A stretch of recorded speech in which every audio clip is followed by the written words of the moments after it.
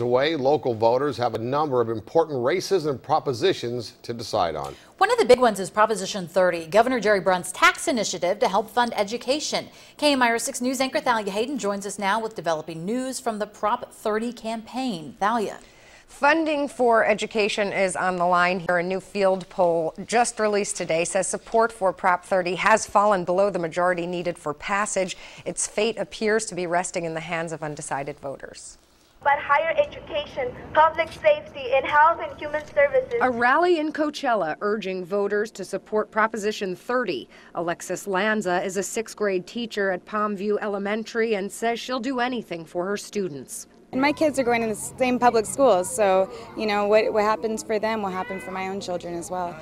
A large group of families and students gathered on 7th Street in Coachella. Their goal? To urge voters to pass Prop 30 and avoid $6 billion in cuts to education. We're down to pencils and paper, literally down to pencils and paper. And so we cannot afford another $6 to $8 billion in cuts throughout the state of California.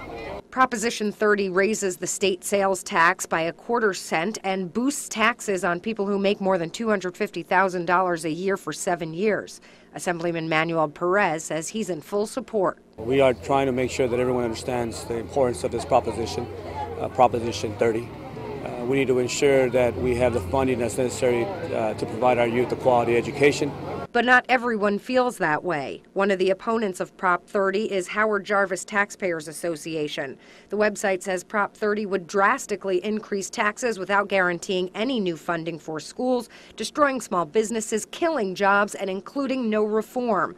But even if Prop 30 passes, schools still face tight budgets, and teachers like Lanza will have to do more with less. For 6.5 hours a day, my students are my #1 priority.